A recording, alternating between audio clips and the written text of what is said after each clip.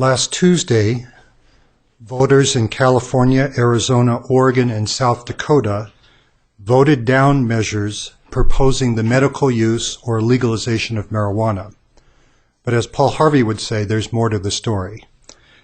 Variously spelled, the word marijuana originates in Mexican Spanish. The Oxford English Dictionary cites its first printed appearance in 1873.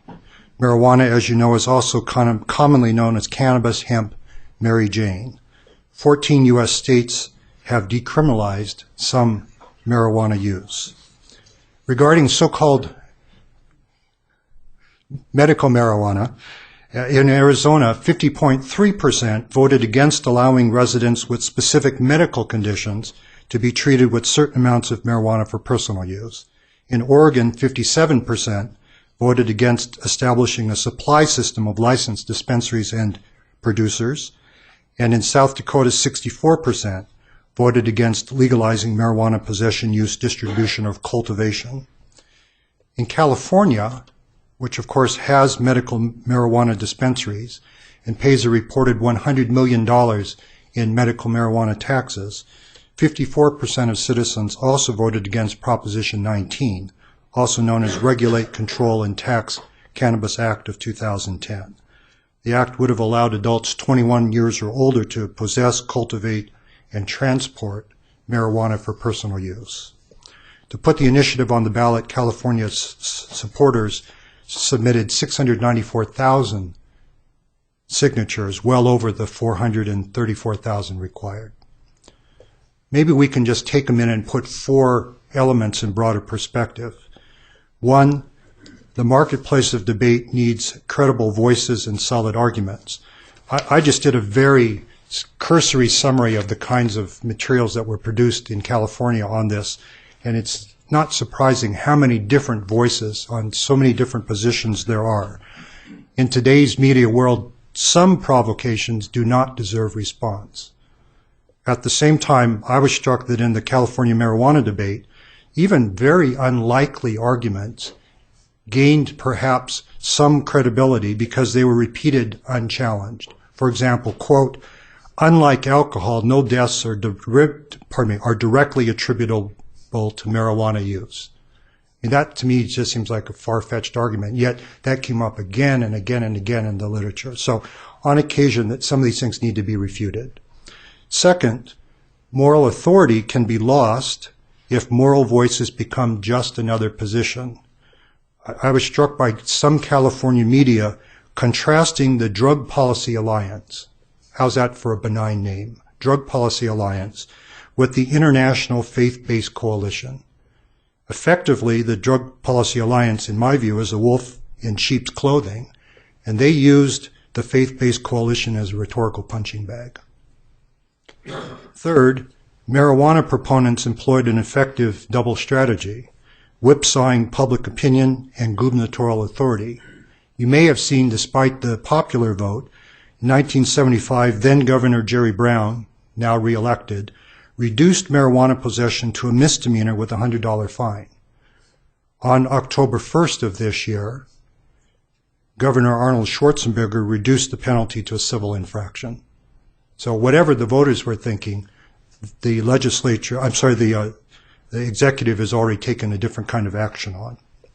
Fourth, public opinion, of course, changes over time, and it's particularly changeable when well-funded and well-organized single-focus interest groups lobby over time through clever national and local legislative, executive, and judicial strategies. These, of course, are the public opinion no on marijuana and yes on marijuana. I was struck that we sometimes focus on the high-intensity battle, but we also have to make sure that we win the long-term war. You can win each battle along the way, but if you miss the long-term war, then we end up in the wrong place. Church implications. I happened to be in California last Tuesday on Election Day. I was reminded of the ongoing opportunity to help our members and their families understand gospel doctrinal reasons for the hope within them. We generally define, to take a specific example, the word of wisdom to include tea, coffee, alcohol, and illegal drugs. common sense dictates that not every foolish action needs specific admonition, such as not jumping into an empty swimming pool. That said, I wonder if it makes sense, if it would be helpful to our seminary students or young LDS members in California or elsewhere to be clearly reminded that popular classification of a substance as legal or illegal is not what determines obedience to the word of wisdom. And it raises, of course, the question of medical use of marijuana. Today's update, comments or questions?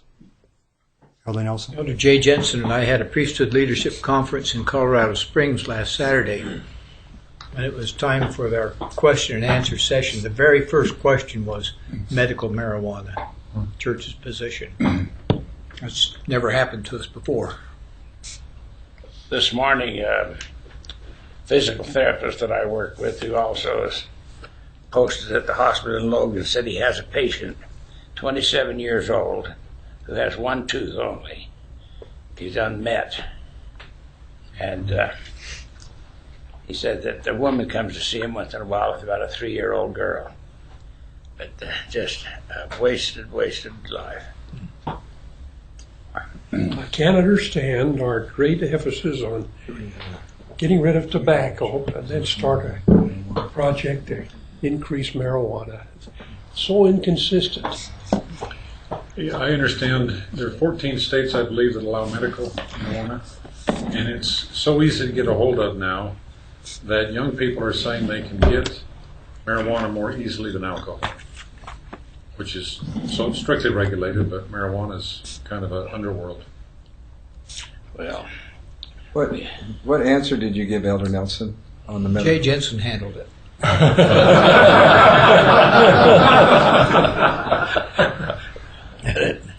Well, we just said that we have a bishop who is a judge in Israel, and he has the scriptures and the handbooks, and that he would counsel with the individual and teach him about the word of wisdom, but the decision is there between him and the bishop and the Lord. And that the church has no position. The church has no position. That is, the church has no position specifically on medical marijuana. On medical. But on marijuana generally. No, on medical marijuana, yeah. That was his question. President, when you raise the matter of meth, that opens a whole different world, because that young housewives can cook up on their kitchen burner. And you remember some years ago, I think Brother Alex Morrison was doing a lot to get into that in this community about how widespread, too widespread, that was along the Wasatch Front. when the revelation was given, that revelation says, given as a principle with a promise.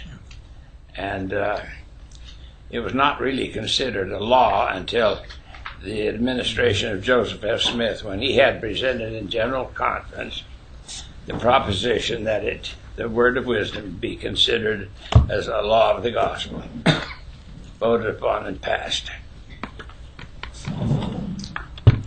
All right.